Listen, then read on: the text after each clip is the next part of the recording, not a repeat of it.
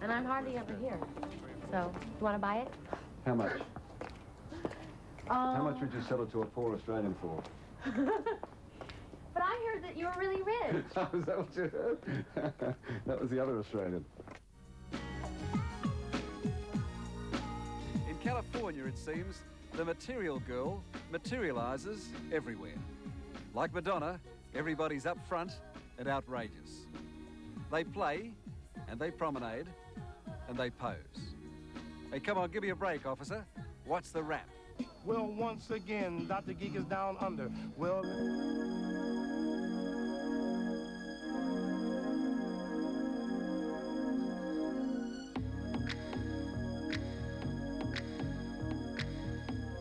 Madonna may have been born in Bay City, Michigan, alongside Motown.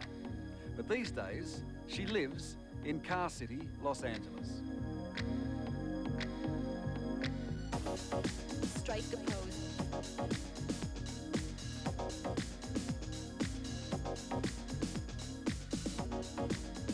The Dream Factory of Hollywood Strike a pose. helped manufacture Madonna and make her the world megastar.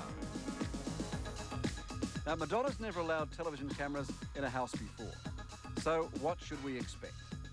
Well, suddenly I remember her last television interview was the notorious David Letterman show.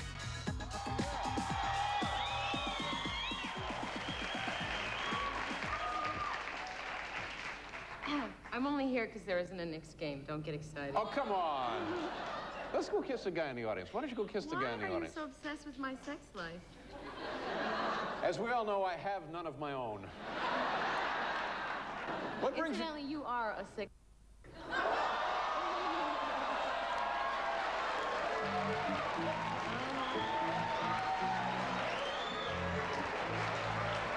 don't know why I get so much... You realize this is being broadcast, don't you? Yeah. Well, you can know me talking like that. What? I say, oh, never mind.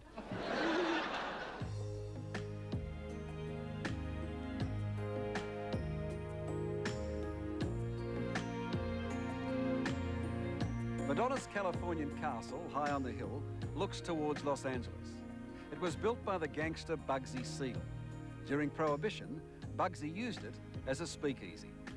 Now, Madonna loves its seedy past, as she loves the paintings of old Mexican communists like Diego Rivera. Take a bow, the night is over, this masquerade is getting older. Now, sitting in the lounge room next to her, you've got to remind yourself that Madonna is almost 37. She's in good shape, maybe a bit too much makeup. A vegetarian, no drugs, an exercise freak. She's reported to be worth over $150 million. Whether you like her or not, Madonna is an icon, alongside Elvis and Marilyn Monroe. Madonna, thank you for inviting us to your home. It's very kind of you. You're welcome. No, you've not had cameras here before, television cameras. No. It's a virgin house. The Virgin House, is it? Yes. So this is the house I keep reading about, the one that you painted and upset the neighbours? Yeah. Yes, I upset the neighbors by painting my house something besides white. Apparently white is the color your house is supposed to be in California, I guess. Yeah. It's actually taken from a style of painting that they have in Italy. A lot of the houses in an area in southern Italy called Siena, they have villas everywhere and they're all painted striped like that. So my brother went to Siena, he saw it, that's where he got the idea to do it. But not Hollywood, eh? No. I just brought a touch of Italy to California. Is this, part of being Madonna, the fact that anything you do, someone's going to get upset? Yeah, I guess so, because I don't usually do very conventional things. So, on the one hand, people expect me to not do conventional things, or to do unconventional things. On the other hand, every time I do something, everyone sort of gets their feathers ruffled, so. I take it you didn't do it to try and... No, please. Yeah, I wanted people picketing my gate, my front gate. Now, again, being Madonna, someone this morning tried to, or someone was around here, does that go with the... The territory of being famous? Yeah. Yeah, I think most celebrities have to deal with people getting obsessed with them and hanging out in front of their house. Does that trouble you, living in a place like Los Angeles? Well, it happens to me everywhere. even places I don't live. So, I mean, people that are really into you follow you wherever you go, when you're on tour, when you're traveling around and stuff. I see the same people everywhere. Not psychos or anything like that. I mean, just fans, like kind of obsessive fans. They sort of go everywhere you go. Like you're like in one part of the world, you go somewhere else, you're like, oh my God, this person is standing in the front row of the concert.